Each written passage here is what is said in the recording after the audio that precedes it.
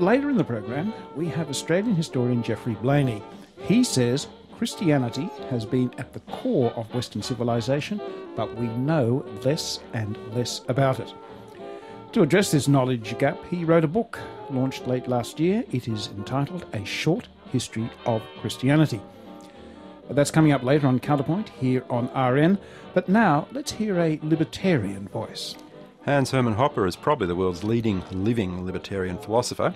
He's Emeritus Professor of Economics at the University of Nevada, Las Vegas, and a distinguished fellow at the Ludwig von Mises Institute. Perhaps his best-known book appeared about a decade ago, and it had the challenging title Demokrasi, the God that Failed. His critique was from the libertarian right. Now, libertarians are part of a pretty broad church, so how would Hermann Hans Hoppe describe his position? Just where's he coming from? I am a libertarian, but there exist various wings of libertarians. I am a member of the wing that is referred to as the anarcho-capitalist libertarians, or as I prefer to say, I'm a proponent of a private law society. And a private law society is a society where the same laws apply to every individual and every institution, not just separate groups of individuals, government officials on the one hand, and private citizens on the other, to whom different laws apply. In general terms, is there one particular place that you're coming from? Is there a sort of fixed point where you start whenever you consider a new subject or a problem? I mean, are you interested in freedom, for example? Of course I'm interested in freedom. I think freedom is defined precisely by the position that I take, that every individual and every institution is subject to exactly the same law, and there is no group of individuals or no particular individual that has certain privileges that other people do not have. Okay, well, let's apply those beliefs to what you've written about the differences or the comparison between democracy and monarchy. Now, I suspect most of our listeners would consider that democracy is a marked improvement and a dramatic difference from monarchy. How do you see the two? First you have to define a state, because monarchies as well as democracies are states, and then in the second step we have to explain, so to speak, what the difference between these two types of states are. States are defined as institutions that are the ultimate arbiter in cases of conflict on a certain territory, including conflicts involving the state itself. And secondly, states are territorial monopolists of taxation. So this applies both to monarchies and to democracies.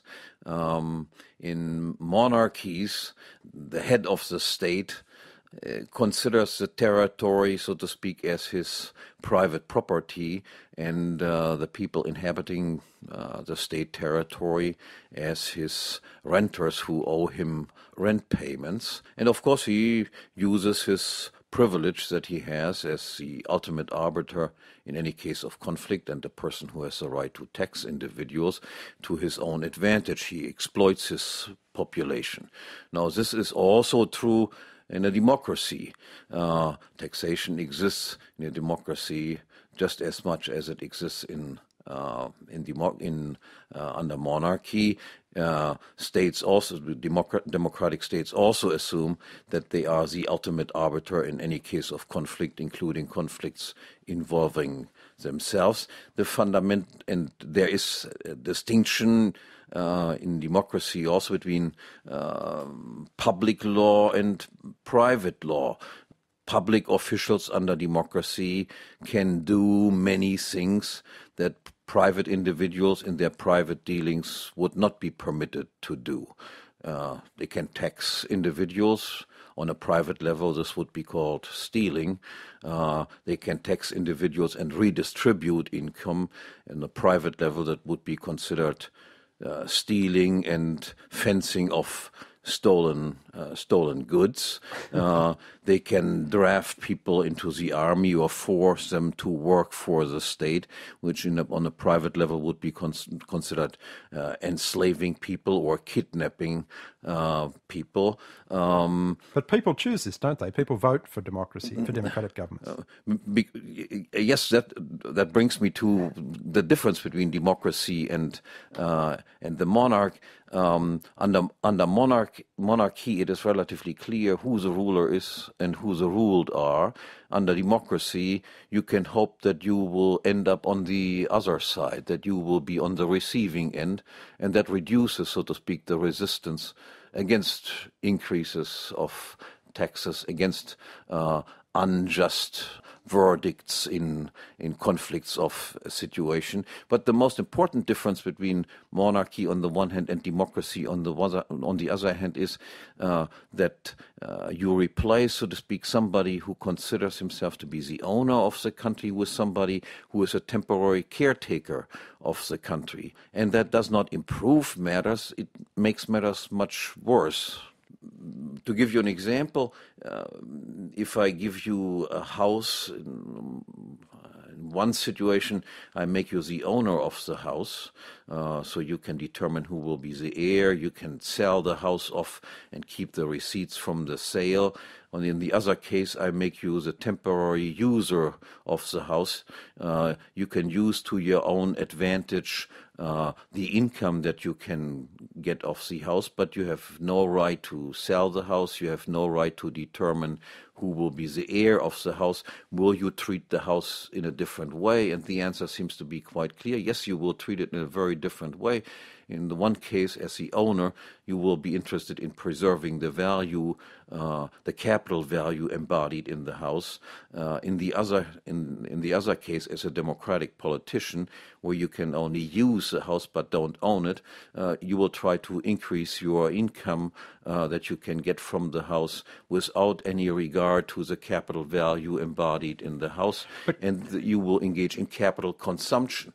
You want to rob the country as fast as possible, because after 4 years or 8 years you have no chance anymore to do it. So it is far more destructive of wealth formation than monarchies. But isn't it the case, using your analogy, that if, because of elections, if I want to keep the house, keep my control of the house at the end of a period of 4 or 5 years, I have to act within certain limits? In other words, elected rulers have to, even if they do exploit people a bit, they have to keep that exploitation within boundaries in the hope of being re-elected. But this is also true for monarchs. Monarchs have frequently been killed if they overstep their boundaries, and the dynasty of which they are a member is very much interested in keeping the dynasty in power. Democrats are far less frequently killed, because people always have the hope, so to speak, that in 4 years somebody else will come to power. So the resistance against attempts to increase government power, to increase the amount of taxes, is far lower under democratic conditions than it is under monarchical conditions. And in addition, it should be said that competition for entry into government, competition is not always good. Competition is good when it comes to the production of things that are good. We do not want to have a milk monopolist. We do not want to have a car monopolist. We do want to have competition in the milk industry and in the car industry.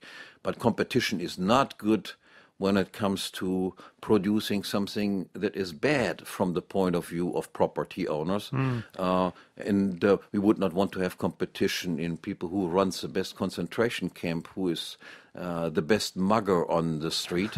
And this is precisely the type of competition that we have in democracy. It's a case, isn't it, that democracies on the whole have higher standards of living than other forms of government, and also the case that many people who do not live in democracies would like to the extent that we can gauge what they want. Why is that so, do you think? Are people deluded to want to live in democracies? Democracies have, so to speak, won out in competition against monarchies in the course of history. The monarchical age has ended by and large with the end of World War I. So it would be unfair to say that democracies are in fact richer than monarchies because we compare then the 19th and 18th century with the 20th century. Societies can grow richer despite the fact that governments grow richer. So my thesis would be, if we would have kept monarchies of the style that we had in the 19th and 18th century, we would be far richer than we are currently under democratic conditions.